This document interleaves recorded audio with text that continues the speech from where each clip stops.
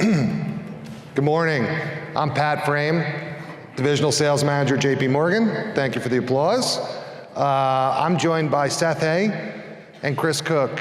As a way of background, Seth is a Managing Director, Financial Advisor, Senior Portfolio Manager, and leads the Oaks Group for Morgan Stanley.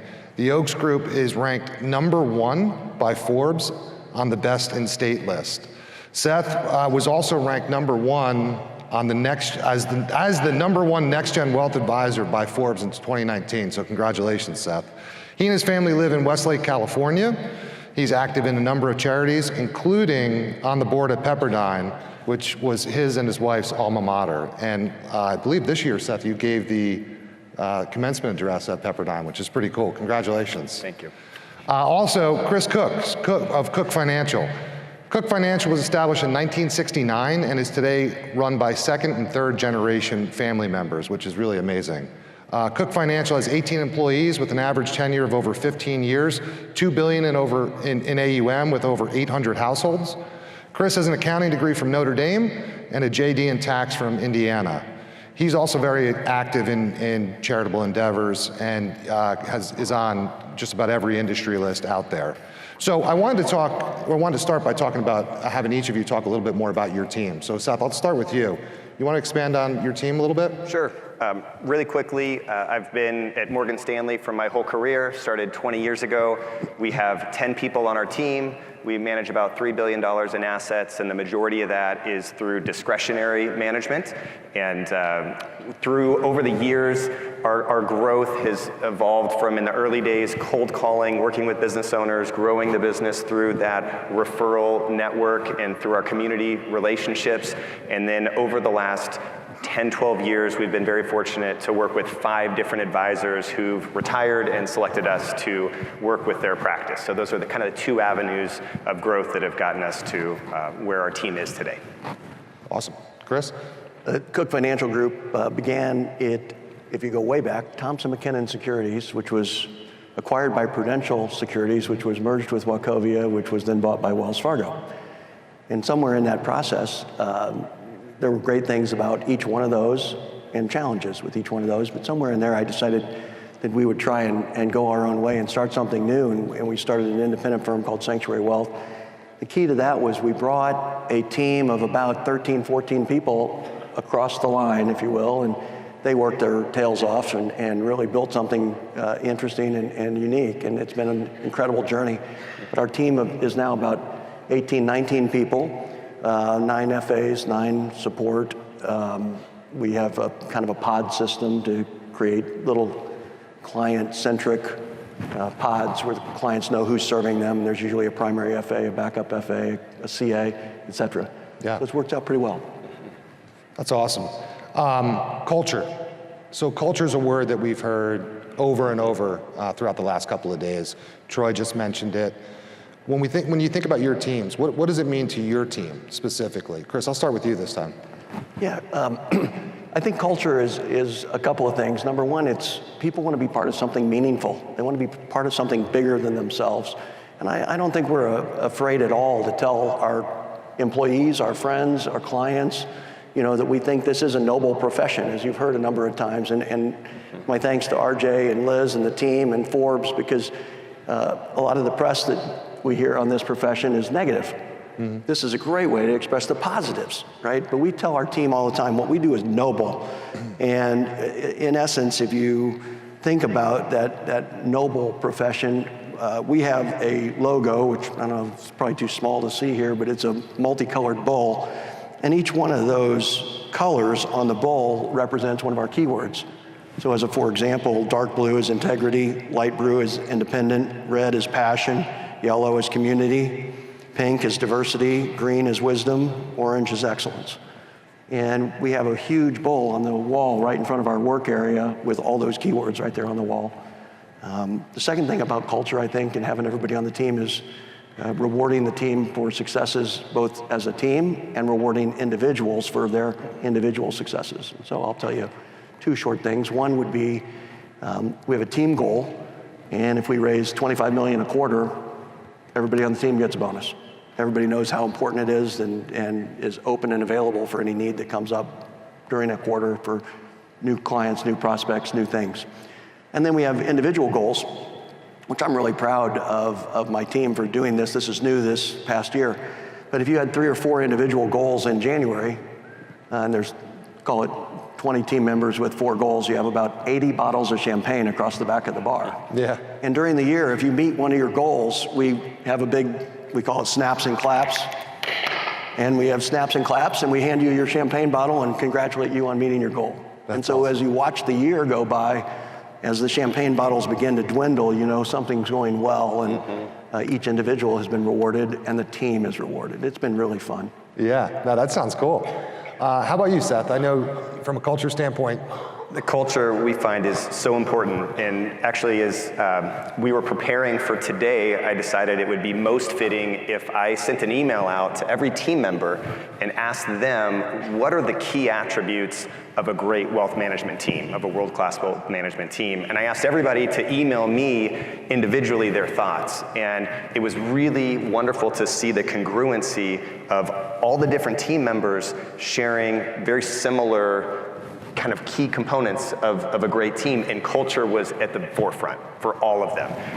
As I looked at those notes of the feedback that I got from our team members, I'd say there's 3 bullet points. There may have been 4, but I was in that session yesterday with the board coach, so I'm gonna have 3. So the 3 kind of key components that came back from the key culture with the team is really to care, to trust, and to grow. And on the care side, our team really genuinely cares about the client, and the client knows that, and we develop friendships with the clients, and the clients become our friends, we become their friends, but we also really care about each other, and we make a point to invest in each other. And it's kind of like, I don't know if you've heard that metaphor about, you know, taking care of a relationship, in this case, taking care of a team, is kind of like taking care of a plant. If you are intentional and you water that plant regularly and you put it in the right place with the right light, that plant can thrive. And if you are too busy to water that plant, and if you forget to water that plant, then that plant is never going to thrive or reach its potential. And so with our team, we are really intentional about investing in each other and trying to facilitate the opportunity for those natural friendships. And so we spend a lot of time together. We do monthly lunches together. We do lots of fun stuff like hikes together. We've gotten a party bus and gone out into the city for dinner together. We'll watch movies together. We've also done some more intensive, intentional, strategic things. Like every year now, we do an overnight retreat. There's a Four Seasons near our office, which is great. So we do an overnight at the Four Seasons, 2 days to have fun together as a team, to build our culture, to talk about our culture, and then to talk about where we've been, where we are today, and where we want to go, and what resources we're going to need to get to where we want to go in the years ahead. So caring is really important. Trust was that second item. Trust is so critical. And within our team, we truly have 100% trust in each team member, and that wasn't the case 10, 15 years ago. And so we have learned, it's not easy, but we have learned that if we do not have 100% trust in a team member, we need to help that team member find another spot that's a win-win. And so that has not been easy, but that's been incredibly valuable, because when you trust one another, you are more efficient, you don't have to micromanage, you flourish. And then the last part also is growth. And similar to what Chris said, we set up, probably don't have time to get into the details today, but we set up a structure so that when we win as a team, everybody wins, and everybody on the team has a growth mentality and an ownership mentality, and everybody understands the importance of that culture on the team. That's excellent. Yeah, so obviously culture is super important. The other thing that you both talked a bunch about while we were prepping for this session was operational excellence. We saw it on display behind the scenes here with the Forbes Cooke conference. Yeah. Operationally, what they do is amazing. But how do you think about your operational side of your business? I'm terrible at it. I don't like it. And so I have people around me who are excellent, they're intentionally disciplined, they are task-oriented, they are detail-oriented, all the things that make me, queasy. Mm-hmm. And they do it fabulously, and I thank them every day. And I mean that. And I see my partner, Tammy Williams, sitting out here, and Tammy is a great leader and keeps everything on track, so I don't have to do that. But I think there's some recognition of who does what well. Yep. And operational efficiency might be get the right people in the right seats. Occasionally, it also might mean try something new. I'm going to give you one example. It's not exactly operational, but about 3 years ago, we hired a full-time marketing individual. And the idea was, we're in a new era. We got to have social media. We got to be out there. Especially those of us who are a little older, we don't always, we're not good at it. But now we have a very intentional program where every financial advisor, the whole team, even at every event we do, it all gets out in the world. Well, what happened with that was unexpected. I expected that to be marketing for the normal reasons, bring in some prospects and things, but I didn't expect it to build culture. But if you market, and your marketing person says, well, what is our messaging? And then your messaging it's a part of your culture. Mm-hmm. And then as you message out to your community, now community members say, oh, I know something about you. That wasn't true 5 years ago. I would have said 5 years ago we were the best team that most people didn't know much about. I don't think that's true today. So you get some unintentional benefits by saying, I need this capability, I need this specialization, and then that specialization not only was operationally efficient, but it built our culture. Your culture, yeah. It was fascinating to watch. Two tie into one another. How about you, Seth? How do you think about operational excellence?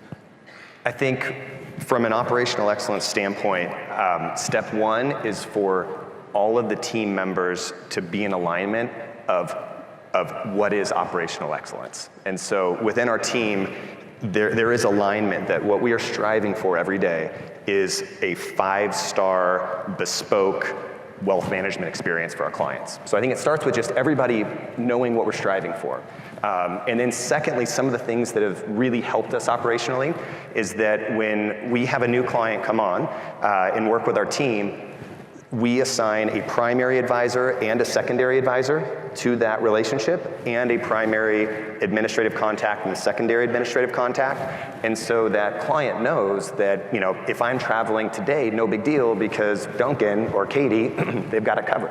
So I think from a comfort standpoint and from a standpoint of making sure nothing slips through the cracks, being able to have that primary and secondary contact is really important.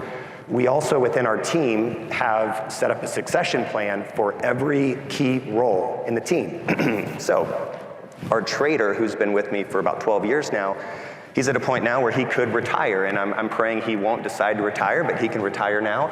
But we, just in preparation, have another trader that is there to be there down the road when our lead trader retires, or if there's a leave or vacation or whatnot. Same thing with our chief of staff operationally. We have our group director, and then we have 2 excellent administrative folks behind her. And then from the advisor standpoint, there's 2 advisors, Katie and Duncan, that help with relationship management and are there if something happens to me. So I think having that succession plan within not just the advisor role, but each key role in the team is really important.